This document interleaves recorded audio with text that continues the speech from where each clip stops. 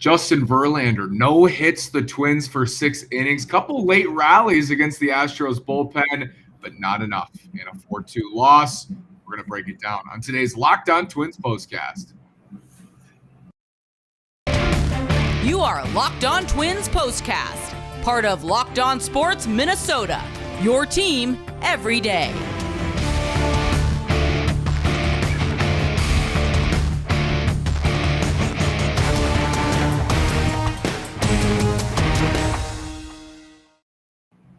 And welcome to another edition of our Locked On Twins postcast. Today is Tuesday, August 23rd. I'm the host of Locked On Twins, Nash Walker, here with writer and reporter at Access Twins, Mr. Brandon Warren. As you gear up for fall, you need the right people on your team to help your small business fire on all cylinders. LinkedIn Jobs is here to make it easier to find the people you want to talk to faster and for free. Go to linkedin.com to post your job for free. That's linkedin.com/LockedOnMLB. Terms and conditions apply. So, Brandon, Justin Verlander tonight going against Aaron Sanchez. Kind of a crazy game. Astros win at 4-2. What's your takeaway? Well, I can't be the only one surprised that Verlander came out after 91 pitches in 6 innings. But if he wasn't going to go the distance, you may as well turn it over to a pretty decent bullpen. And then Ryan Stanek, Will Smith, Hector Neris, and Brian Abreu kind of take it from there. Twins did make it interesting at the end, but just like I said last night, anytime they come into a spot where they need something, guess who's batting? It's whoever is least well equipped for that situation. And in this case, it was Jake Cave, who is wearing the golden sombrero with 4 strikeouts, including the one that ended the game. So not great. Showed a little fight at the end, but again, this is not what you want to see. And a lot of stuff that went on during the game too, between José Altuve and Aaron Sanchez coming out of the game, and a lot to get to. I think people forgot, and rightly so, because of how he was last year and in 2020. I don't quite remember what he was like in the COVID season, but Jake Cave used to be like a solid plug-and-play platoon left-handed outfielder who could bat fifth against a righty, and you feel fairly confident. These days, it feels like he can't even hit right-handed pitching at the major league level. I don't know if that's a complete drop-off. What do you think that is, Brandon, for Jake Cave? Because I used to tweet in 2019 that he had better numbers than Eddie Rosario, and that's so far from true. I mean, Eddie has not had a good year, but just saying where Cave has come from. Yeah, he's a perfectly decent fourth outfielder, frankly a good fourth outfielder, and a second division starter, someone who might start on a team like Detroit right now back in those days. So, yeah, I don't know if it's just the shelf life of a short-term big leaguer or what it is, but it's just he was phenomenal for St. Paul this year, and I don't know that we have enough of a sample size or a consistent sample size to say that he's completely cooked in the big leagues, but it certainly looks like it. I know it's been a few games here, a few games there, and now he's only been up for a handful of games, but I don't think this is a guy who's going to last the offseason on the 40-man roster, especially with the additions they have to make. So it's a tough spot, but yeah, it sure would have been nice to have someone to come off the bench there and hit, because it was definitely not happening for Cave there. Reese Walters says Sanchez looked good in the bullpens. Cole Sands left this game, took a comebacker. But one of my takeaways, I know the Twins lost, and this has been such a disappointing second half overall so far.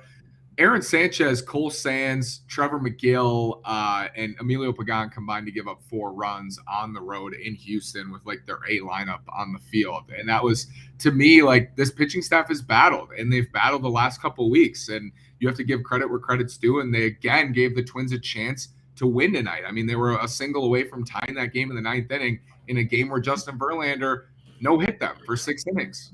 Right, and they were in a spot, too, where that Mancini double probably gets caught by anybody who's played center field for more than a couple of seasons in the big leagues. So it wasn't like the Twins got laughed out of the building. This is a Houston team that wins close games. They win a lot at home. They win a lot against the Twins. In fact, I looked it up. In the Rocco Baldelli era, the Twins have a sub-500 winning percentage against just 4 American League teams. And it was the usual suspects. It was the Yankees, Red Sox, Astros, and then I want to say it was like the A's or something weird.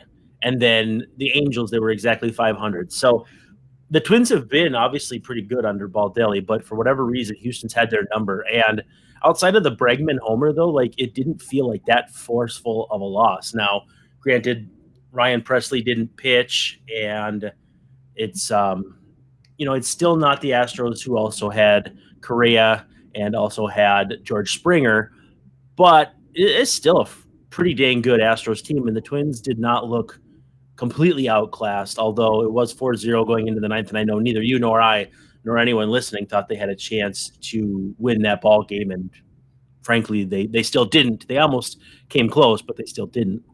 Good example of that is Dusty going to Ryan Stanek, who has like a 1.30 ERA this year, and then in a hot ninth inning, goes to Brian Abreu. We didn't even see Rafael Montero or, as you said, Ryan Presley tonight. Like, it's just an embarrassment of riches there, especially in the pitching department.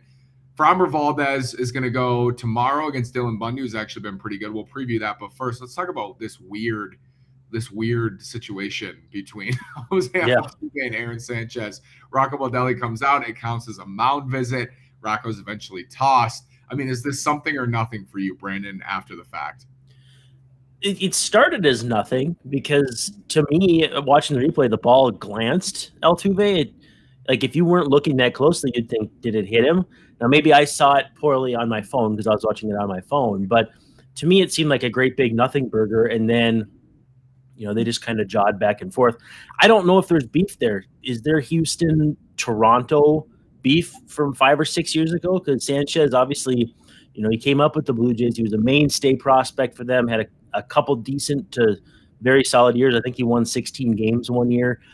But I'm just at a loss for what exactly caused that to go the way it did, because Sanchez has pitched for the Twins now twice this season. I don't think they had any dust-ups when he was with the Nationals earlier in the season, so none of it made sense. And then, two, I don't know who you blame for missing that was considered a mound visit. I think the rule is if you cross the foul line, it has to count, or that can be counted. So I don't know. I mean, I think your bench coach should notice that, but you really can't say a manager shouldn't notice that it's called that. And you've probably got someone tracking those things, not only on the scoreboard, but, you always see managers with those little cards in their hands, whether it's for switches or any number of things that they need to do during a game. I don't know who to blame specifically, but I feel like the blame falls on a lot of shoulders for them not seeing that, because Dick Bramer saw it from 200 or 100 yards away. Somebody on the field has to see it and say something. That was, as a hopeful play-by-play broadcaster one day, that was impressive. Yeah. Listening to that. Super impressive. Masterclass. Dick Masterclass. I probably should say that differently. Richard Masterclass. There we go. In Houston. Josiah says, would y'all call anyone to help this team, and who would you call? I mean, Wallner's the clear candidate there, but he's not really hitting at AAA, and he also strikes out a lot too. But at this point, like, Brandon, do you think Cave's a better option than a rookie Wallner? I mean, I think it's debatable. That's not a metaphorical question. Like, I think it's debatable. Yeah, I mean, how much are you fast-tracking Wallner? Does he have to be added at the end of the season? Because if so, I wouldn't be upset about seeing Wallner over Beckham or Cave. But at the same time, that's a lot to put on his shoulders on a guy who at his lowest might be Daniel Palka 2.0, and at his highest might be Adam Dunn with a little better defense. So there are teams who will bring guys up like that, and it'll put a charge into their team, and it's the best move they ever made. And maybe that's something they could possibly do. But I also think it's asking an awful lot of a guy who has not hit the ground running or hitting, as it were, at St. Paul. And I don't know if they have to add him at the end of this season. That's part of the calculus, because they've got a whole bunch of guys they have to add this year that they're not going to make unnecessary additions to the 40 to make that bottleneck at the end of the season if the upgrade is only negligible at best. For as bad as, I agree with you. And maybe Michael Hellman, but I don't know. Yeah, that's a name that comes to mind for me too. Just because he's right-handed. Did you see Go ahead. He just jumped into their top 30. I think he's 30th on MLB Pipeline. Yeah, So if you listen to Lockdown Twins today, it's an interview with Michael Hellman. So if you want to hear from him, yes, fans, go over to Lockdown Twins. Brandon, for as bad as last year was, we did have some really this is baseball. It's the beauty of baseball. You have some really fun storylines, some really good things that happen. And within this game early on, that just felt like it was over before it started. Like the Astros are minus 325 tonight in Vegas. I've never seen the Twins as that big of an underdog. So, like, by definition, this is one of the widest spread before we start the game of the season. But José Miranda had such a great plate appearance against Justin Verlander and then comes through in the ninth inning. We just see it over and over. And against the toughest right-handed starter in baseball. It's just so awesome. To me, as a dad, it's kind of like when you watch your child in front of you learning something, and the second it clicks and they pick it up and you can sense that it's kind of those wheels are spinning, but then it's something a little more advanced where that process starts over again. And I feel like, not to overuse the master class or whatever, but Verlander is like the final boss in a lot of ways of things you're going to learn about how a pitcher is going to set you up. Yep. What a guy with good but not the stuff he had 10 years ago stuff can do to you if he gets you looking away, looking up, looking down, and then bends a breaking ball over that you never even see coming. Watching his growth in real time, if this team finishes 82 and 80 or whatever, that could be the main storyline outside of will they get Carlos Correa back, what's the deal with Byron Buxton, whatever. But José Miranda's growth has been such a great storyline, and you can't understate it. Verlander's like today's Greinke with like exponentially better stuff. Just like the mind. Yeah. And Greinke can still get through very good outings, but like Verlander's that smart with that much experience, and he still has the stuff, it's a nightmare. Well, and it's interesting when guys reach a certain level that it was guys who had big time stuff when they were young, and Verlander moved on. He kept going after that lull. Felix Hernandez couldn't. Tim Lincecum couldn't. And there's a list of guys who don't make that kind of second leap. Johan. A lot of guys don't make that second leap. And again, hats off. The guy's going to be 40 next year. I did a number for him, and he's got a sub-2 ERA in his age 39 or older season. Only 3 times in the last 110 seasons has a pitcher thrown 140 innings with a sub-2 ERA. It was him, Roger Clemens, and then the old knuckleballer. R.A. Dickey. No. Hoyt Wilhelm.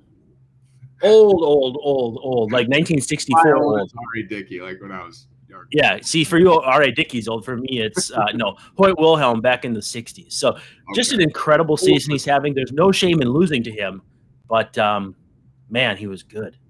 Before we go, Bundy, Framber, Valdez, no Buxton, which makes this lineup against lefties even worse. But yeah, Valdez, I mean, you just got to hope for the best here. This matchup is a little bit different for me just because Verlander he's the Cy Young favorite right now by a mile, and especially with Cease getting roughed up tonight. But this is a little bit different. A little bit of a let up with Valdez, but not much. And then Bundy, you feel a little bit better about Bundy than you do Sanchez. Am I right with that, Brandon? Would you agree? Yeah, I think Sanchez, he's capable enough. A team like the Twins who wants to be catching up to other teams in a divisional race probably doesn't want to start a guy like that. But there's no reason he's not starting for Kansas City every 5th day for a full season just to get a look at him. Kansas City is a bad example because they've got all those young pitchers. But you know what I mean? With Bundy, I mean, it's going to be 5 and dive, get to the bullpen. Hopefully you scratch 3 or 4 across against Valdez. Some of your grounders against him sneak through on the fast surface. But other than that, yeah, it's going to be another low-scoring game if the Twins have any chance of winning. And I don't know. Hopefully when we talk tomorrow at this time, it's going to be a big W. We always try to find a silver lining. They didn't use any high-leverage bullpen arms tonight, so hopefully that is the silver lining. Respect Cole Sands. Yeah, it's true. Respectfully, he's moving into that. He's moving into that role. And maybe. He's looked pretty good. Storyline. We'll see. Thanks, everybody, for joining. Brandon, thank you. Twins lose again, but guess what? We're still here. We don't care. There was this narrative that we don't come when they lose, but, like, we're here. We're in hotel rooms. Brandon's up at his in-laws. Like, we're here, man. This is what we do, and we'll be here all year long.